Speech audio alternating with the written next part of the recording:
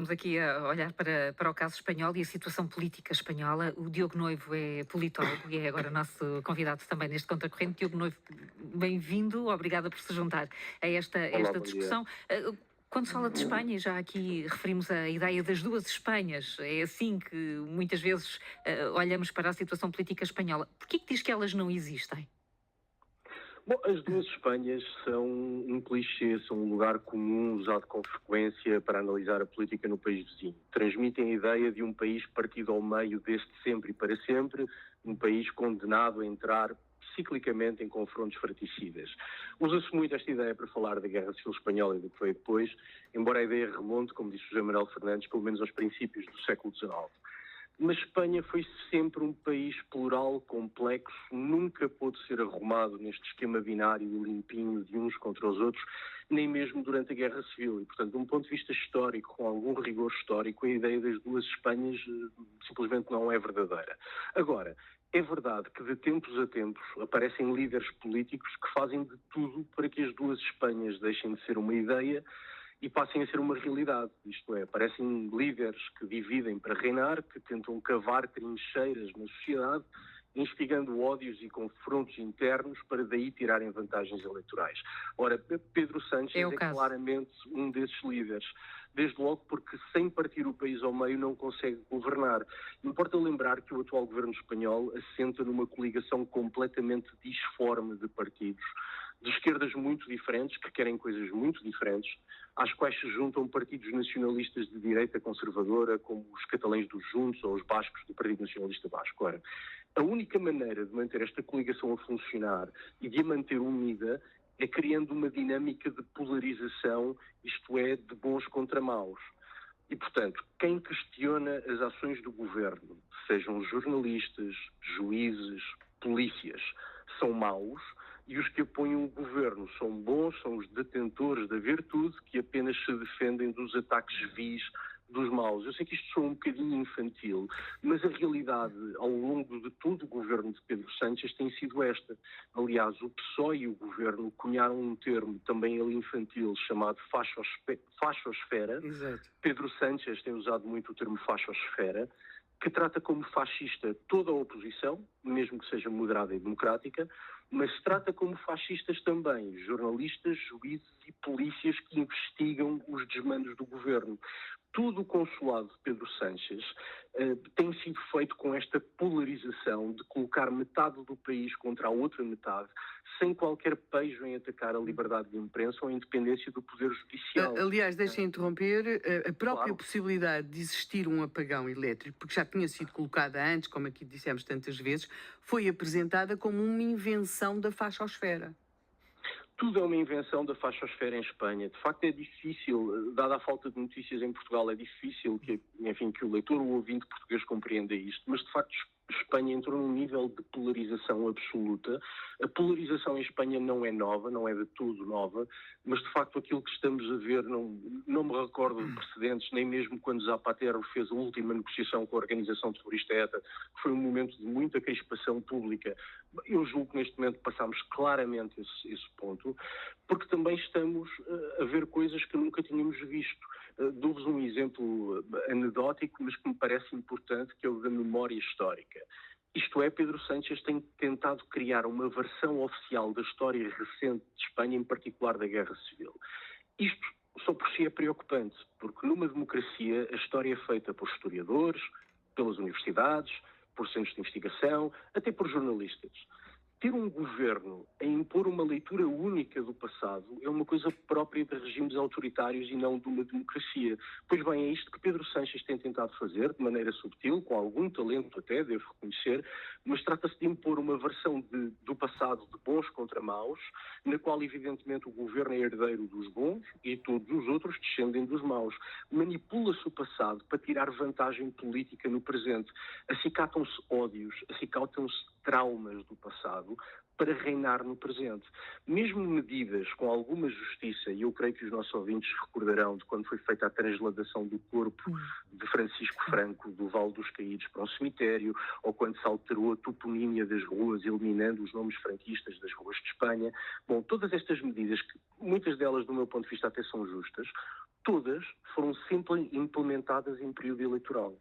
Isto é, guardaram-se medidas que ressuscitam traumas antigos e que acicatam ódios especificamente para períodos eleitorais, e estas medidas foram implementadas e vendidas de maneira a aprofundar as trincheiras que existem na sociedade para beneficiar o PSOE nas urnas.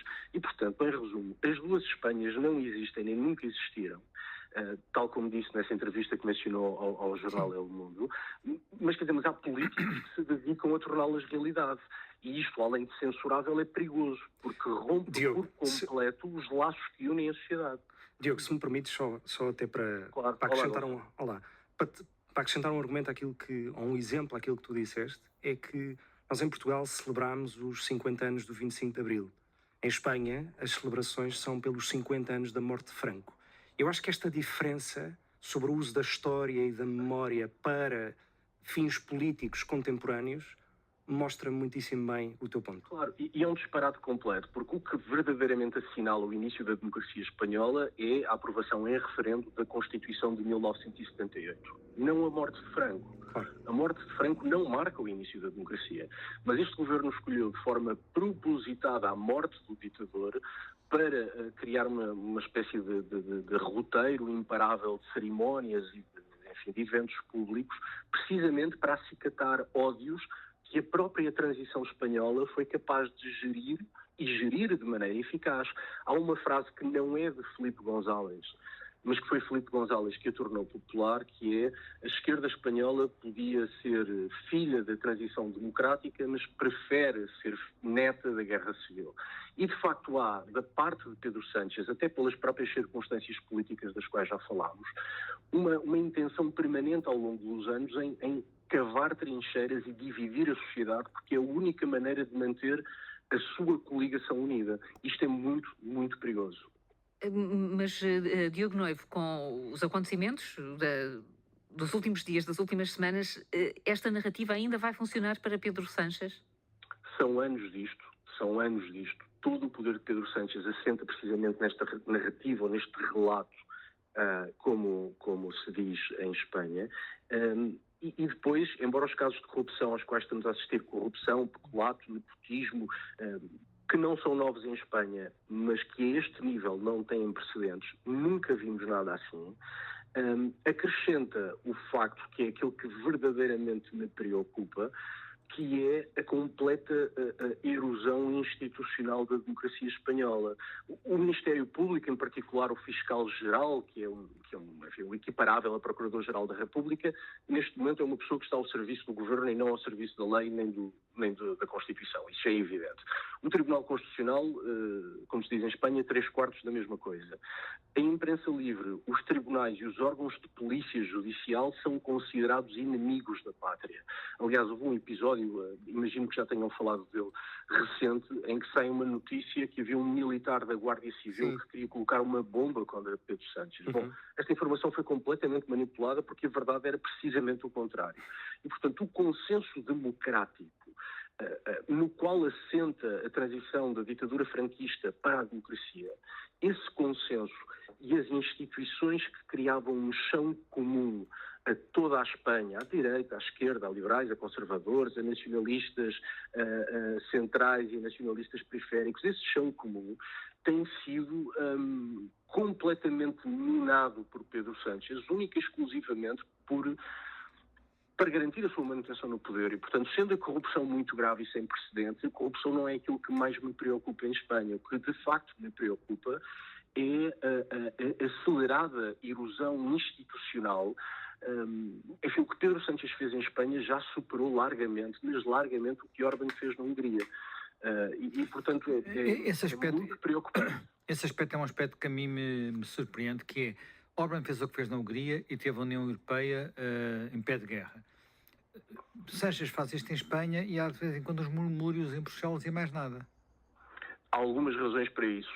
Começa a haver mais do que murmúrios. Aliás, há um parecer da Comissão Europeia sobre uma muito polémica lei da amnistia. Sim. A lei da amnistia viola a Constituição, viola princípios elementares do Estado de Direito Democrático, e a Comissão Europeia veio dizer que, essencialmente, o que Sánchez fez foi trocar impunidade por poder, ou seja, oferecer impunidade ao separatismo catalão para assim manter o poder, e portanto a Corrupção Comissão Europeia já vai dizendo, corrupção política pura, e portanto a Comissão Europeia já vai dizendo umas coisas. Agora há aqui um facto: Pedro Sánchez é um dos poucos chefes do executivo socialistas na Europa.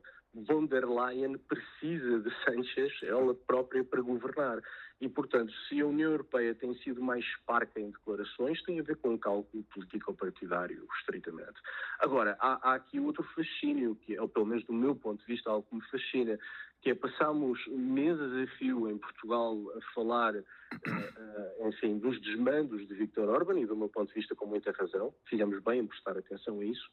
Mas Espanha, que está, enfim, é o único país com o qual Portugal tem uma fronteira territorial, é um país essencial para a economia portuguesa. Bom, está a ser feito, estão a ser feitas coisas em tudo semelhantes àquelas que Orban fez na Hungria, mas em Portugal tende a imperar o silêncio. É uma coisa que eu não consigo explicar, certamente haverá uma razão, mas que me surpreende muito. Aliás, surpreende-me que em Portugal passamos mais tempo a falar do beijo que o presidente da Federação Portuguesa, da Federação Espanhola de Futebol deu a uma jogadora de futebol, do que propriamente à erosão institucional da democracia espanhola.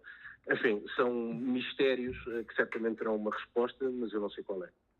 Diogo Noivo, obrigada. Um bom dia, e essa interrogação aqui fica.